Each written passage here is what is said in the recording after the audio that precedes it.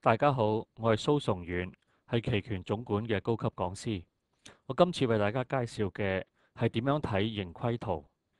盈虧圖嘅功能，期權係由股票或者期貨所衍生出嚟嘅投資工具，佢所擁有嘅價值其實係源自於佢相關嘅產品，按照合約條款，利用算式計算出嚟㗎。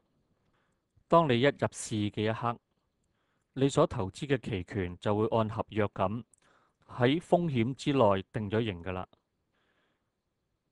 而最能描述呢啲風險同埋能夠表達得清清楚楚嘅，可以算係結算日嘅盈虧線啦。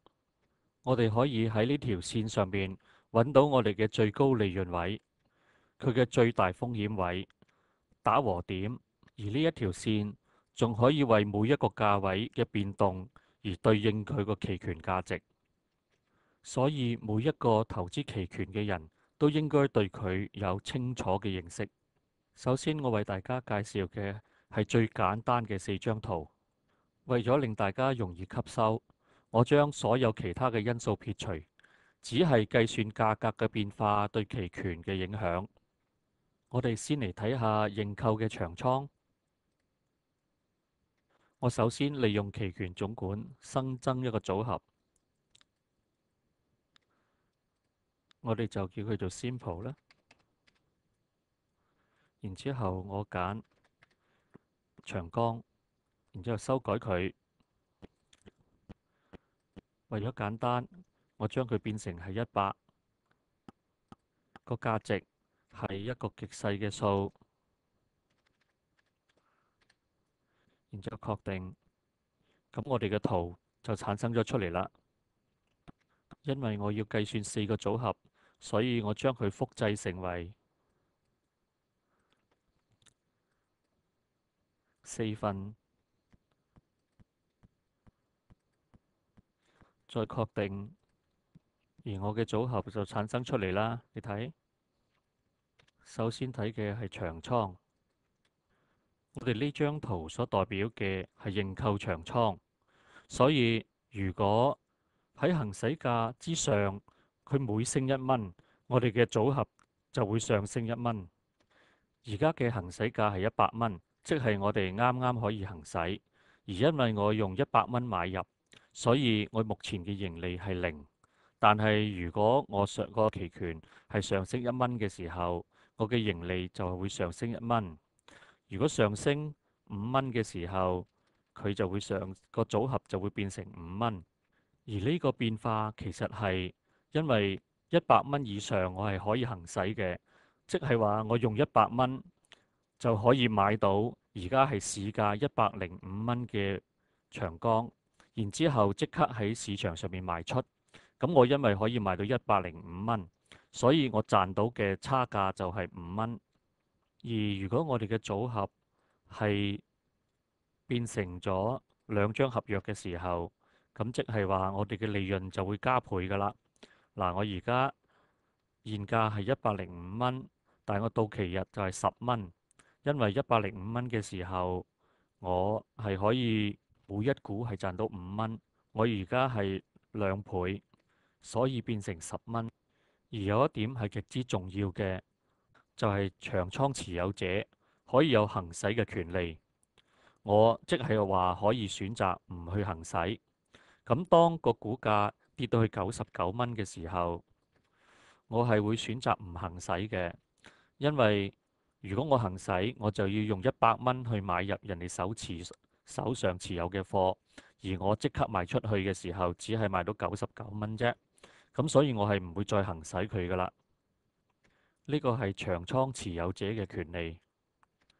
第二張圖係認沽嘅長倉，我選擇第二個複製嘅組合。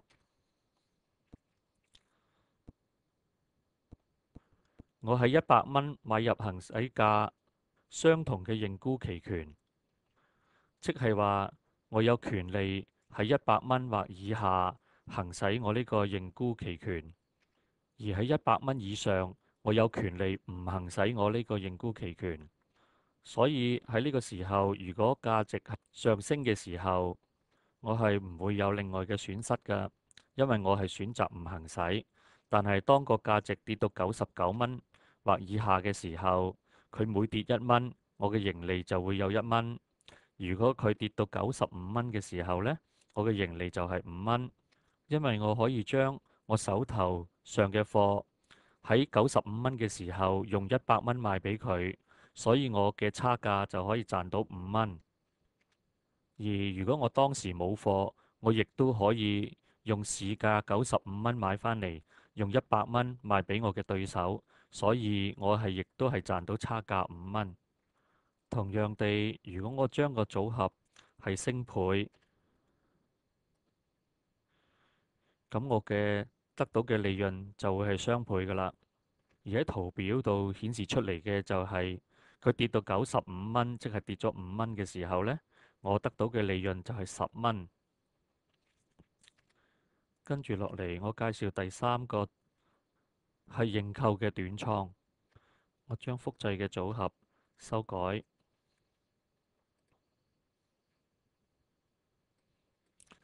為 short put call，而現價還原為100蚊。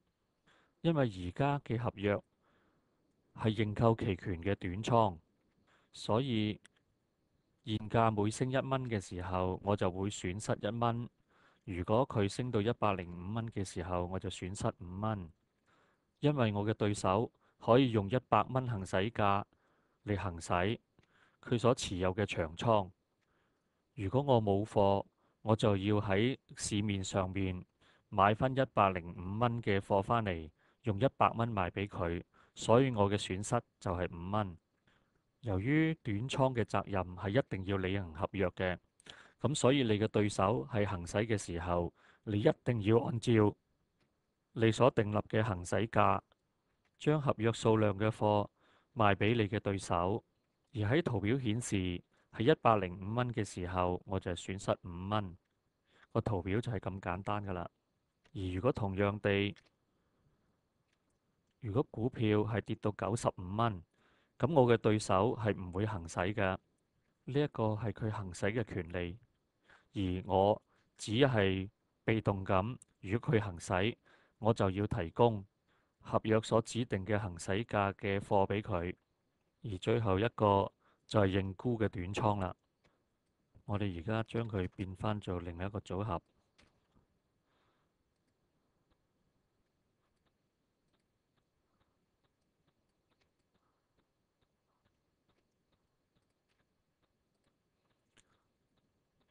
喺認沽短倉嘅條款上邊，我哋係有責任要接貨㗎。所以當股票係跌到99蚊嘅時候，我就會輸1蚊；而佢跌到95蚊嘅時候，我就會輸咗5蚊。因為當股價跌到95蚊嘅時候，我係仍然係有責任用100蚊嚟買我嘅對手行使嘅100蚊嘅行使價㗎。所以當我用100蚊接咗貨之後，如果即刻賣出，市值只係值95蚊，所以我即刻就輸咗5蚊啦。而如果股票係升到105蚊，而我嘅對手就唔會再將佢嘅股票係用100蚊咁賣俾我㗎啦，因為個市值已經係105蚊，佢隨時可以用105蚊賣出市場，亦即係話超過100蚊嘅時候，我係無需要接貨㗎。